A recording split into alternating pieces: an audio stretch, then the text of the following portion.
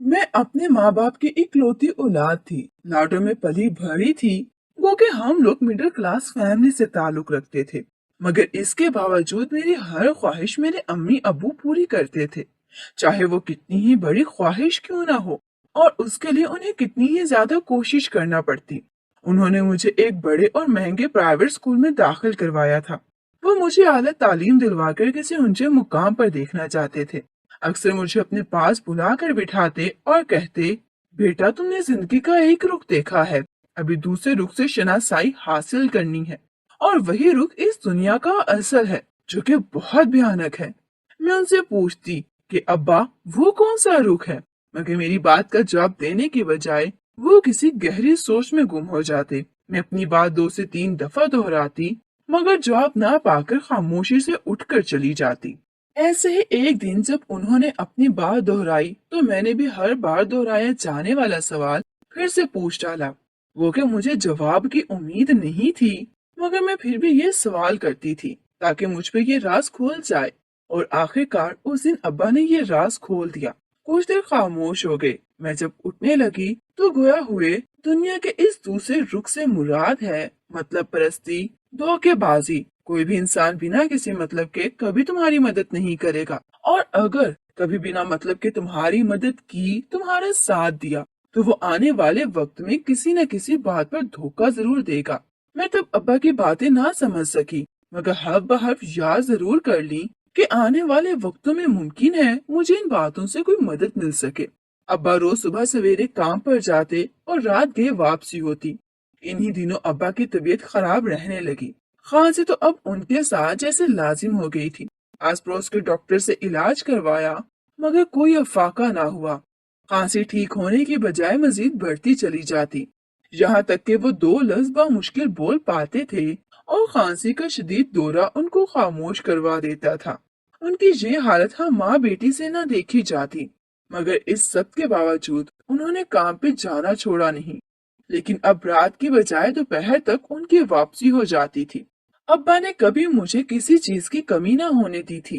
15 साल मैंने शहजादियों की तरह गुजारे, मगर जिंदगी की तलखियों और आजमाइशों से वाकफियत तब हुई जब अब्बा की तबीयत मुस्तकिल खराब रहने लगी। वो बिस्तर से लग गए। अब घर में कोई कमाने वाला नहीं था। फाको तक की नौबत आन पड़ी थी। इलाज के लिए दूर की बात, घर का खर्च चलाने और 2 वक्त की रोटी तक के पैसे नहीं थे। मेरी तरह अब्बा भी इकलौते थे, इसलिए ददियाल में कोई ऐसा नहीं था जो हमारा ख्याल रखता, हमारे खर्च की जिम्मेदारी उठाता। और अम्मी के घर वालों से हमारा कोई राब्ता नहीं था। नाना नानी भी काफी अरसा पहले वफात पा चुके थे। बाकी मामू लोग थे, और उन्होंने कभी पलटकर बहन की खैरियत पूछना तक गवारा नहीं किया था, लिहाजा वहाँ से भी कोई उम्मीद नहीं थी। ऐसे ही 1 महीना गुजर गया। तब अम्मी अब्बा की हालत देखकर बहुत अफसोस होता और बहुत दुआएं करती कि कोई मुआवजा हो जाए, मेरे अब्बा ठीक हो जाएं और हमारे घर के हालात भी पहले जैसे हो जाएं, ताकि अम्मी अब्बा की परेशानी दूर हो। और इन्हीं दिनों में एक मुआवजा हुआ। अब्बा के ऑफिस से कुछ लोग आए इयादत करने, और जाते वक्त कुछ रकम दे कर गए। अब्बा की तो उससे अगले दिन वफात हो गई, मगर उन पैसों से 1 महीने का राशन आ गया। ये महीना पिछले महीने की बानिस्बत कुछ बेहतर गुजरा। खाना पीना तो था, मगर अब्बा नहीं थे, और उनके ना होने का दुख हर आसाइश पर भारी था।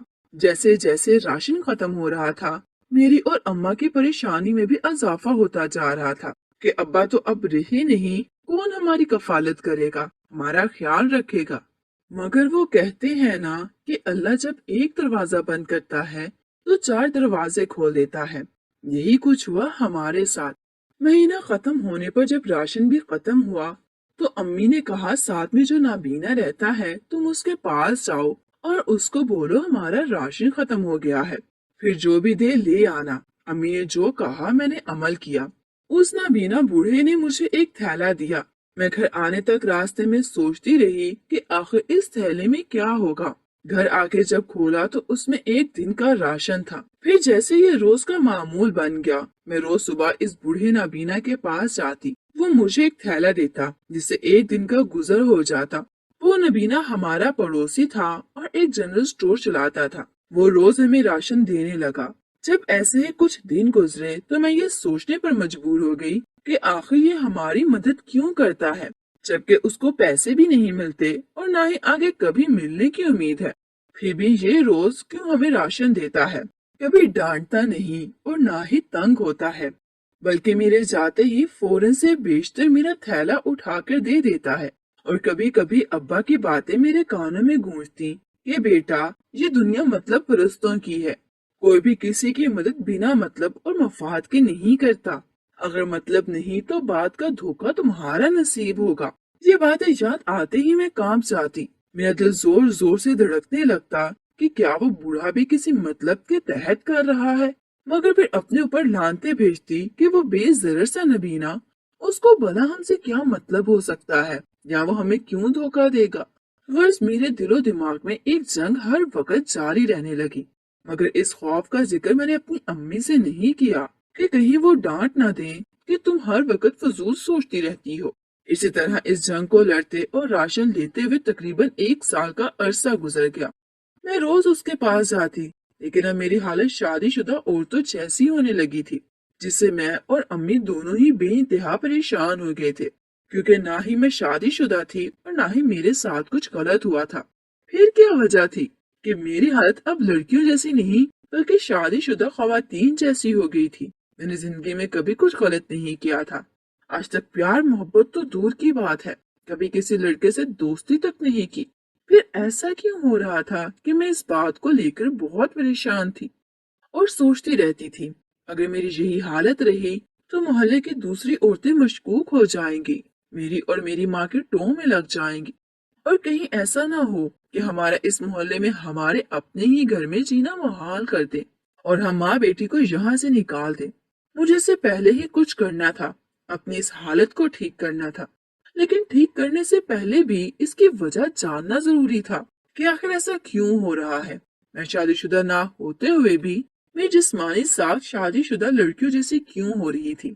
اس سے پہلے کہ میں کسی ڈاکٹر کے پاس جاتی اپنا چیک اپ کرواتی، اس سے پہلے ہی میرے اوپر ایک ایسا راز کھلا تھا کہ اس نے میرے ہوش اڑا دیے تھے۔ یہ بھی ممکن تھا، ایسا بھی ہو جاتا ہے، اور لوگ اس طرح کے بھی ہوتے ہیں۔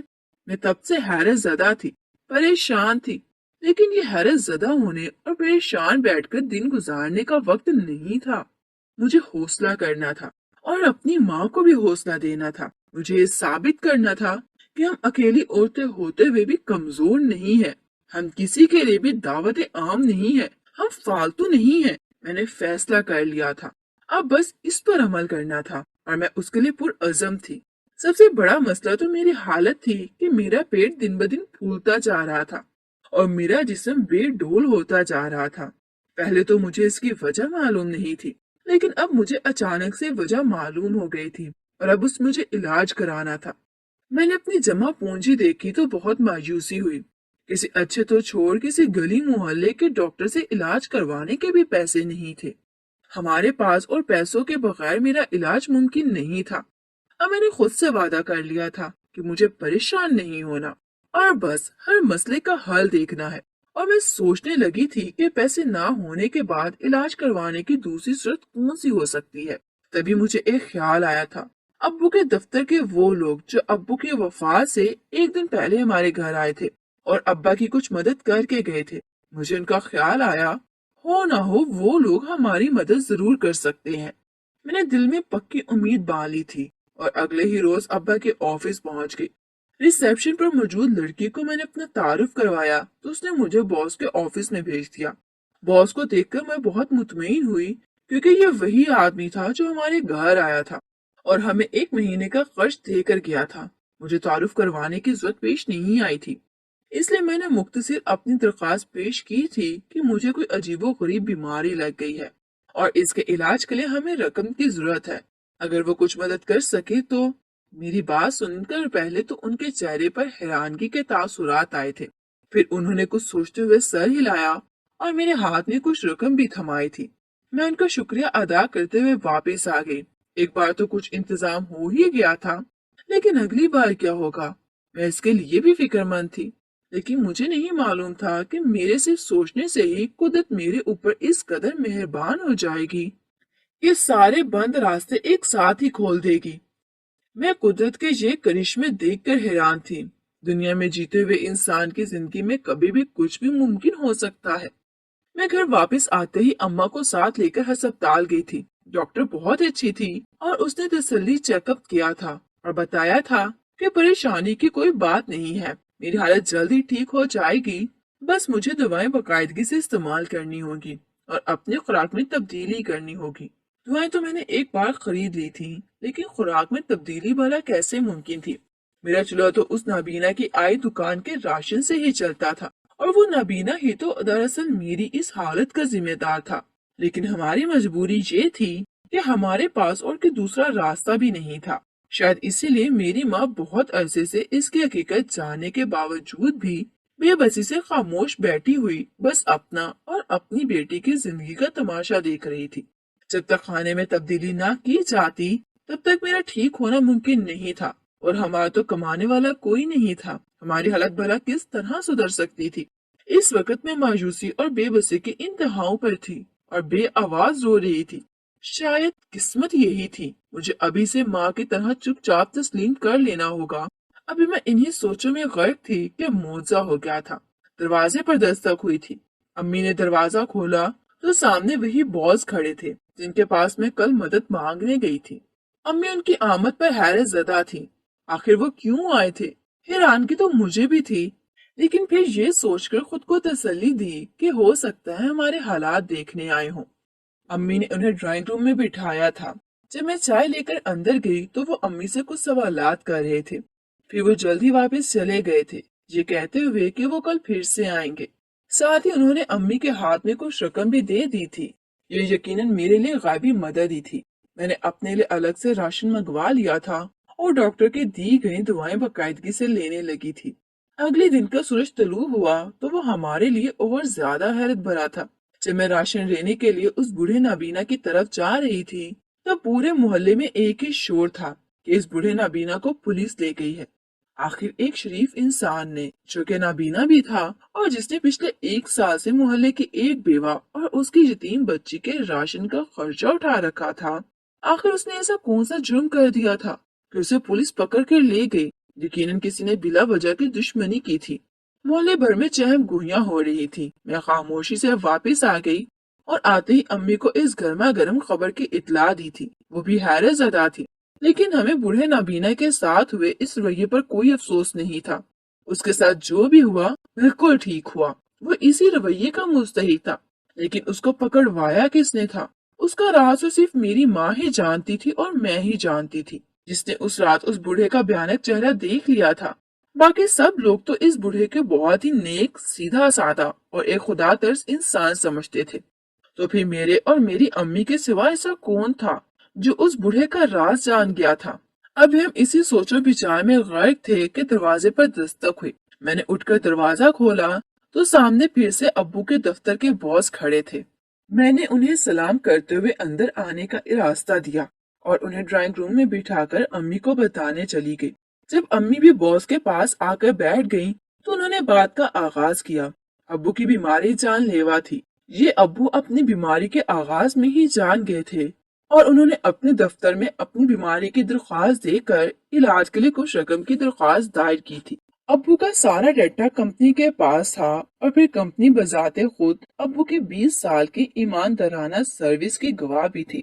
اس لیے کمپنی نے نہ صرف علاج کے لیے رقم دی بلکہ ابو کے لیے خصوصی فنڈ بھی بنایا۔ جس دن ابو کے آفس کے دوست اور کمپنی کا باس والد کی خیریت دریافت کرنے آئے تھے، اس دن ابو کی حالت تسلی بخش نہیں تھی۔ ڈاکٹر چیک اپ کر کے جاتے وقت کوئی تسلی دے کر نہیں گیا تھا۔ ابو خود بھی بہت مایوس ہو چکے تھے، اس لیے ابو نے اپنے باس سے درخواست کی تھی کہ ابو کے مرنے کے بعد وہ ابو کی پینشن اتنی جاری کر دیں کہ ہماری کفالت کی پریشانی نہ ہو، ہمارا خرچہ پانی چلتا رہے۔ مرتے ہوئے آدمی کی التجا تھی، وہ رد نہیں کر سکتے تھے، اس لیے انہوں نے ماہانہ رقم ابو کی پینشن کی مد میں جاری کر دی۔ لیکن یہاں ان سے ایک غلطی ہو گئی تھی، وہ یہ کہ پینشن امی کے نام پر گھر پہنچانے کی بجائے اس رقم کے مہینے کے راشن کے پیسے اس نابینا بوڑھے دکاندار کو یہ کہہ کر دے دیے کہ اس رقم سے سودا صرف رحیم کی بیوہ کے گھر باقاعدگی سے دینا ہے، اسے ہر مہینے جتنا بل بنے گا اتنے پیسے ملتے رہیں گے۔ اب بوڑھا نابینا نے جیسے یہ بات سنی اس کے دماغ میں شیطانی پلان بننے لگا اس نے अम्मी को कहलवा भेजा कि वो फिक्र ना करें, रहीम उनके भाई थे और वे अपने भाई के मरने के बाद उसके घर वालों को भूखा मरने के लिए नहीं छोड़ेंगे। इसलिए आज से हर रोज का राशन घर का और जरूरत का सौदा सल्फ वो मुझे दुकान पर भेजकर मंगवा लिया करें। अम्मी के लिए तो गैबी मदद थी। आखिर एक नबीना और बुरे इंसान की नीयत पर किसको शक हो सकता है। अम्मी को भी शक नहीं हुआ था और अम्मी ने खूब झोली फैलाकर उस शरीफ नबीना बूढ़े को दुआएं देना शुरू कर दी थी। फिर उसके बाद हर रोज हमारे घर का राशन उस बूढ़े की दुकान से आने लगा था। हम खुश थे, मुतमईन थे और बूढ़ा भी बहुत चालाकी से अपनी चाल चल रहा था। फिर अचानक से ऐसा हुआ कि मेरी जिस्मानी साख तब्दील होने लगी। दिन ब दिन मेरा पेट फूलने लगा और मेरी हालत शादीशुदा औरतों जैसी हो गई।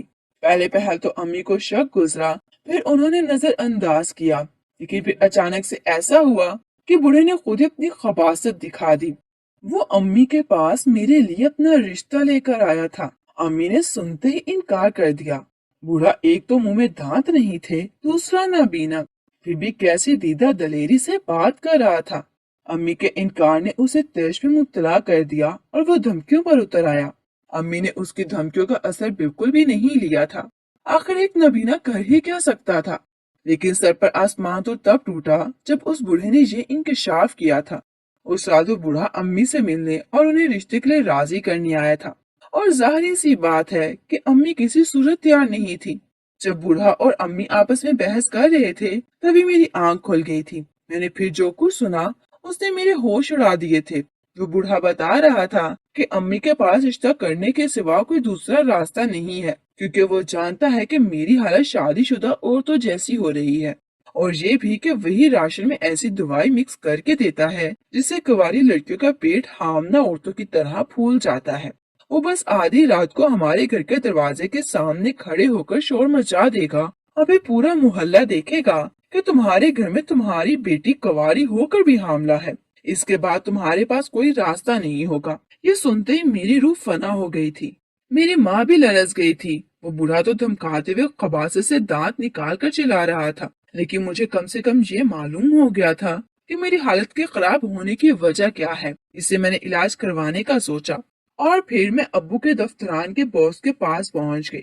मेरी हालत और परेशानी देखकर वो इसलिए चौंके थे कि राशन के साथ साथ वो बेवा की जाती जरूरत के लिए भी कुछ रकम उस नबीना बूढ़े तक पहुंचाते थे कि राशन के थैले में ही पैसे भी डाल कर भेज दे जो वो बूढ़ा अपनी जेब में डाल लेता था। बस इसी बात से उन्हें शक गुजरा था और उसकी तस्दीक के लिए वो अगले ही रोज हमारे घर आ गए थे। बातों बातों में उन्होंने अम्मी से सारे हालात मालूम कर लिए थे। अम्मी ने ही उन्हें बूढ़े की खबासत से आगाह किया था, क्योंकि जब डॉक्टर ने मेरा तफसीली चेकअप किया था तब डॉक्टर ने यही कहना था कि मैं कोई ऐसी खुराक खा रही हूँ जो मेरे पेट को फैला रही है। पूरी बात सुनकर वो चले गए और फिर अपने तौर पर उस बूढ़े नबीना की जासूसी करवाई तो सारी हकीकत खुलकर सामने आ गई थी।